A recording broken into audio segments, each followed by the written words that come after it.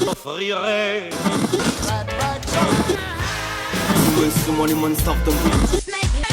Salut les oreilles! Vous savez, je me suis dit... Attends, on va pas parler des 3 mois de retard pour cette vidéo? Je me suis dit... Sérieusement, on va faire comme si de rien n'était. Je me suis dit... Allô?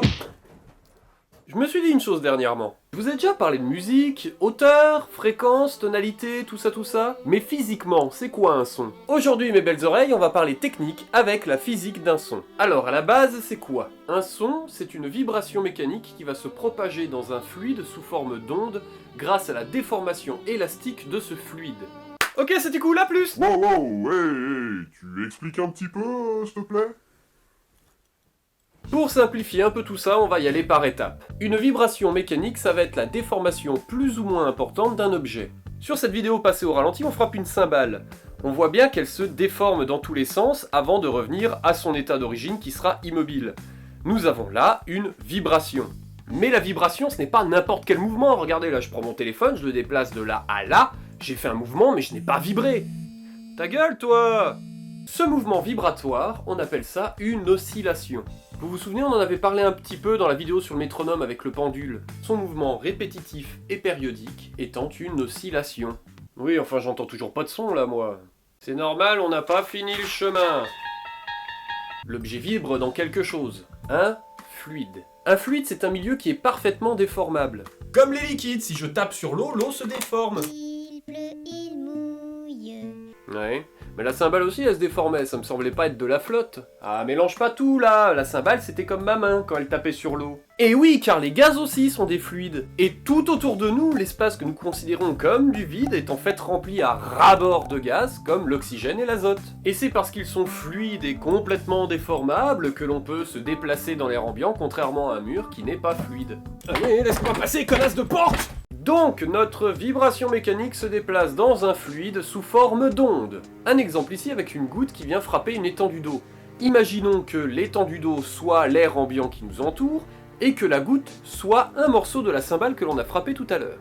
Quand la goutte entre en contact avec le fluide, elle la déforme. Le fluide subit une pression qui se répercute sur les particules à côté d'elle, qui se répercute sur les particules à côté d'elle, qui se répercute sur les particules à côté d'elle, qui se répercute sur les particules à côté d'elle, Le tout forme alors une onde. Il se passe la même chose dans l'air avec les particules de gaz. Cette onde continue alors son chemin dans le fluide jusqu'à 2 possibilités. Soit elle s'amortit, en gros elle a dépensé toute son énergie et sa taille, son amplitude, se réduit petit à petit jusqu'à totalement disparaître, soit elle entre en contact avec un autre objet, fluide ou non, et le procédé inverse se produit. L'onde déforme l'objet et le fait vibrer. Donc nous disions au début, un son c'est une vibration mécanique qui va se propager dans un fluide sous forme d'onde grâce à la déformation élastique de ce fluide. Élastique voulant dire que le fluide a tendance à retrouver sa forme d'origine après la vibration, comme l'eau qui redevient lisse au bout d'un moment. Bon, c'est bien beau tout ça, j'ai des objets qui vibrent, des fluides qui ondulent, mais au bout d'un moment, le son dans tout ça. Eh bien, quand j'ai frappé ma cymbale, l'onde qui a été créée est un son. On appelle cela une onde sonore. Et la vibration de la cymbale crée des milliers d'ondes sonores qui partent dans tous les sens. Ces ondes sonores partent donc à une vitesse de 340 mètres par seconde dans des conditions normales de température et de pression. C'est-à-dire que si je me mets à 340 mètres de vous, soit vous au sol et moi un petit peu plus haut que la tour Eiffel, que je vous crie Pentacle, cette onde sonore mettra 1 seconde entière à arriver jusqu'à vous. C'est beaucoup moins que la vitesse de la lumière qui culmine à 299 792 458 mètres par seconde. C'est-à-dire que le temps que mon pentacle arrive jusqu'à vous, un photon de lumière a fait 7 fois le tour de la Terre. Oui, une onde sonore c'est très lent. C'est pour ça que quand on regarde un feu d'artifice au loin, on entend toujours le son des explosions vachement plus en retard que l'image qu'on en a eue. Et maintenant un peu de biologie! Oui, parce que le son, faut bien qu'on l'entende au bout d'un moment. Tout se passe au niveau de nos oreilles. No shit, Sherlock!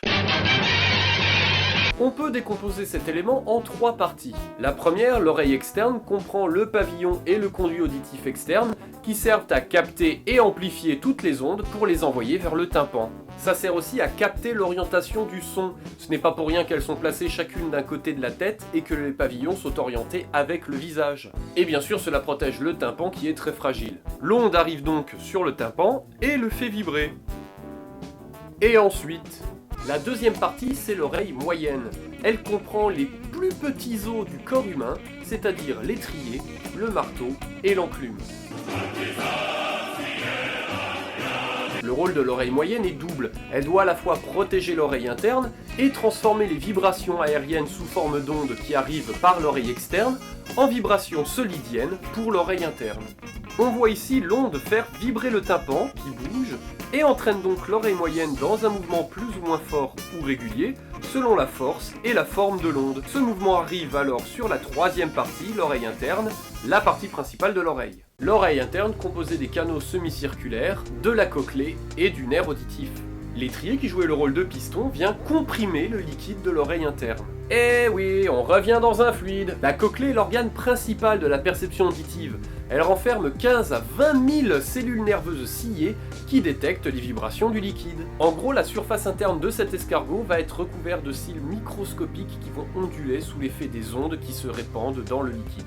Et ces cils, pas le prénom Cécile, ces cils, à chaque mouvement, vont créer un influx nerveux qui va être envoyé par le nerf auditif jusqu'au cerveau. Et voilà, notre signal nerveux arrive au cerveau et on entend un son. Et notre chemin s'arrête ici parce que la neurobiologie, on fera ça une autre fois. Ou peut-être pas. De retour sur les ondes! Oui, parce que si les sons c'est tous des ondes dans un fluide, je vois pas pourquoi on entend des sons différents et qu'on n'entendrait pas la même chose pour tout. Merci pour cette question, moi. De rien, moi. Un café, moi. Avec plaisir, moi. Voilà, moi. Merci, moi. Moi. Pour obtenir une représentation visuelle du son, on utilisera soit un oscillogramme pour obtenir une courbe sur une longueur de temps donnée, soit un spectrogramme pour obtenir une hauteur de fréquence. Mais pourquoi cette forme de vague? D'onde en fait? Eh bien si on reprend notre pendule et qu'on le fait se balancer à une vitesse constante dans le temps, son extrémité nous tracerait une jolie vague comme ici. Le pendule oscille et forme une onde. Pour être précis, il forme une onde sinusoïdale qui possède deux données, une fréquence et une amplitude. L'amplitude, ça va être la hauteur maximale que va atteindre l'onde à ses extrémités hautes et basses. Plus l'amplitude va être grande, plus l'intensité du son va être grande. Et plus l'intensité du son va être grande, plus le son va être fort! Et vice versa. On va mesurer cette valeur de niveau sonore en décibels. Et la fréquence, ça va être le nombre de fois que l'onde va se répéter dans un temps donné. On mesure cette fréquence en Hertz. En gros, on va mesurer le nombre de fois que cette onde se répète chaque seconde. Une fréquence de 1 Hz, c'est donc un cycle complet pendant une seconde. Souvenez-vous, on avait dit que notre fameux La3 de référence était à 440 Hz. Eh bien, c'est-à-dire qu'une onde qui se répétera 440 fois par seconde sonnera à nos oreilles comme une note que l'on a nommée La. Ainsi, toutes les notes de la gamme vibrent à une fréquence différente, ce qui fait qu'on peut apprécier cette diversité de notes dans notre musique. Et pourquoi La3 d'ailleurs? Pourquoi pas 9, 12, 42? Eh bien l'oreille humaine malheureusement n'est pas très développée sur le spectre de fréquences. Nous ne pouvons malheureusement pas entendre les sons en dessous de 20 Hz que nous appelons les infrasons et les sons au-dessus de 20 000 Hz que nous appelons les ultrasons. Pour la grande moyenne, il existe toujours des gens qui ont une sensibilité un petit peu accrue leur permettant d'aller au-delà. Et donc dans cette gamme de fréquences que nous appelons la gamme tempérée, le premier La audible à nos oreilles, que nous appelons le La 0, se fait à 55 Hz, le La 1 à 110 Hz, le La 2 à 220 Hz, le La 3 à 440 Hz, le La 4 à 880, le La 5 à... Et bien sûr, entre s'étalent tous les autres degrés de la gamme, il va sans dire. Bon, ok, j'ai une vibration qui se transforme en onde, se propageant dans un fluide, qui a une amplitude et une fréquence, qui arrive à mon oreille, active tout le mécanisme et j'entends une note. Mais je sais toujours pas pourquoi, si un piano et une trompette jouent un La tous les deux en même temps, j'arriverais à faire la différence entre la trompette et le piano si l'onde avait la même fréquence et la même amplitude. Belle question, moi. Merci, moi. Un autre café, moi? En fait, j'ai oublié deux petites choses. Ah bah bravo, hein. Merci, mec, hein. Super la confiance. Déjà, il y a deux types de sons.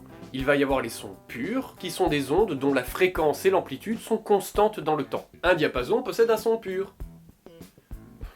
Bon, ça y est, j'ai fait assez de références à mes anciens épisodes, là? Mais la plupart des sons que l'on entend ne sont pas purs, ils sont complexes. En gros, ils vont être l'association de plein de sons purs qui vont se superposer pour créer une nouvelle onde beaucoup moins lisse et non sinusoïdale. Dans ces sons complexes, on va avoir une fondamentale qui va avoir la fréquence la plus basse et l'intensité la plus grande, ce qui va déterminer la hauteur du son. Par-dessus va se greffer plein d'ondes supplémentaires, de fréquences et d'amplitudes différentes, mais ne couvrant pas la fondamentale. On appelle ces ondes des harmoniques. Et c'est grâce à cette multitude d'harmoniques, toutes plus différentes les unes que les autres, que l'on va être capable de faire la différence entre chaque objet, chaque être vivant, chaque instrument émettant un son. On appelle cela le timbre. Récapitulons pour finir.